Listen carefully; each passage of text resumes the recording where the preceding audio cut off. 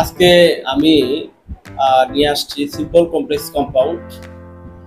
আজকে দো অল দো দিয়ে কিভাবে একটা কমপ্লেক্স সেন্টেন্সকে কিভাবে আমরা সিম্পল করব এবং কিভাবে কম্পাউন্ড করব, এই নিয়মটা আজকে আমি সবাইকে দেখাই।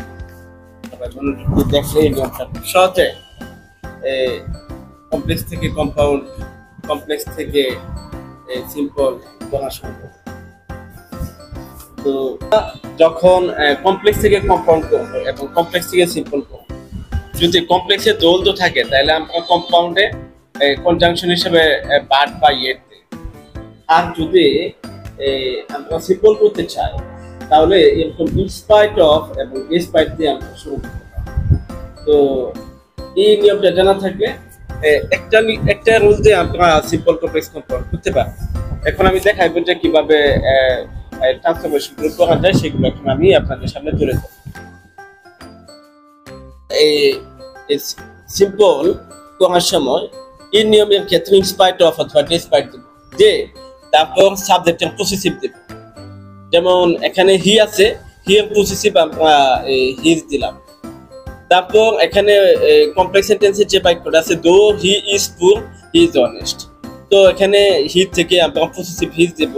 টু বি ভার্ব আছে আমরা বিং দেব। তারপর যে পুর আছে, টু বি ভার্বের পরে পুর অ্যাডজেক্টিভ, এই অ্যাডজেক্টিভটাকে আমরা এখানে নাউন বানিয়ে দেব প্রপার্টি, পুরের নাউন প্রপার্টি হয়। তারপর কমাতে দ্বিতীয় ক্লোজটা আছে তাই। তো আমরা জানি যে সিম্পল করলে একটা সাবজেক্ট এবং একটা ভার্ব লাগে। এই ক্ষেত্রে আমরা এই সাবজেক্টটাকে, দুইটা সাবজেক্টকে একটা সাবজেক্ট যেটা প্রনাউন সেটাকে আমরা পসেসিভ বানিয়ে দেব।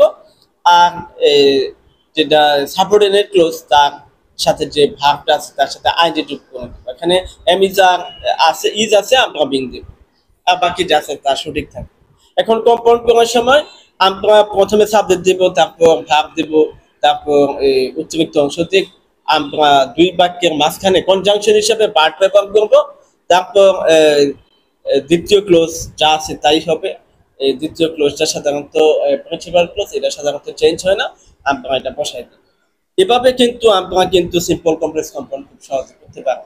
ধন্যবাদ সবাইকে।